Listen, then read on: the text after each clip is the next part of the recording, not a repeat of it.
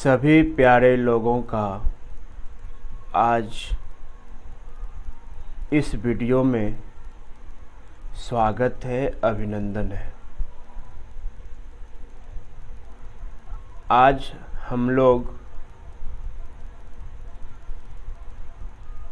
महर्षि मही परमहंस जी महाराज के बारे में एक अनूठी जानकारी प्राप्त करेंगे।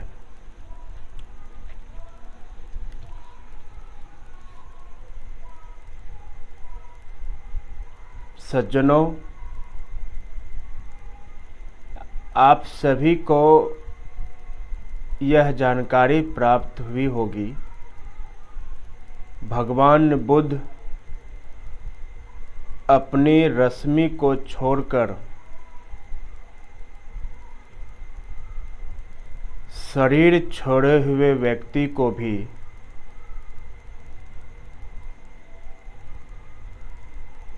उपदेश दिया करते थे।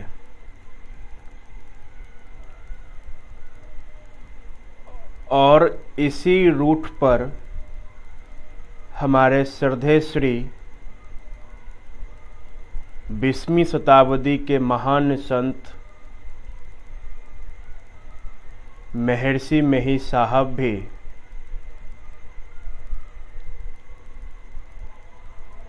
देह छोड़े हुए भक्त को भी उपदेश दिया करते थे।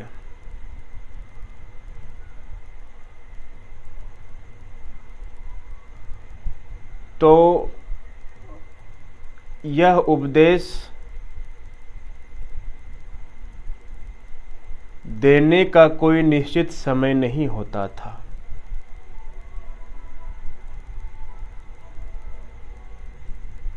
हो सकता था कि वो समय रात के 10 बजे हो, 11 बजे हो, 12 बजे हो, 1, 2, 3 बजे हो, या कभी ऐसा होता था जब वो अपने शयन कक्ष में सोए हुए रहते थे या फिर लेटे हुए रहते थे या व्हील चेयर से चलते थे, टहलते थे। उस समय भी वो उपदेश दिया करते थे अपने उस भक्त को जो शरीर छोड़ करके जा चुके थे, अर्थात जो मृत्यु को प्राप्त कर चुके थे। स्वामी भगीरथ जी बताते हैं, उनके दादाजी श्री धरादास जी भी उनसे उपदेश लेने के लिए आया करते थे।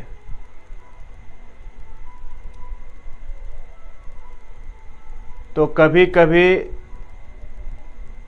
महर्षि मही जी अपने दादाजी से सूक्ष्म रूप से, सिर्फ महर्षि मही साहब जी को ही ये दिखता था, स्वामी भगीरथ को नहीं दिखता था।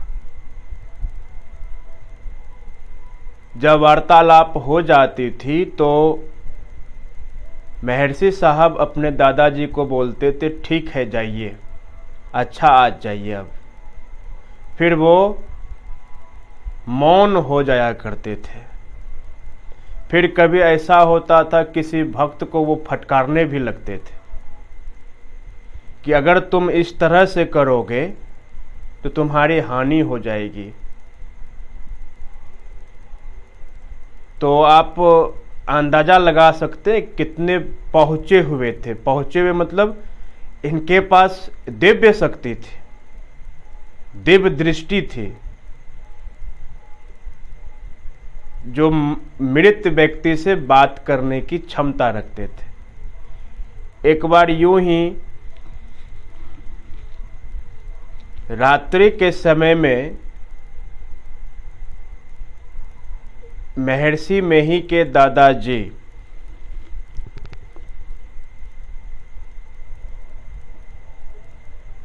आकाश में उत्तर की दिशा में हाथी की सवारी से चल रहे थे और स्वामी भगीरथ को महर्षि साहब बोलते हैं, भगीरथ देखो मेरे दादाजी आ रहे हैं, बाहर जा कर के देखो।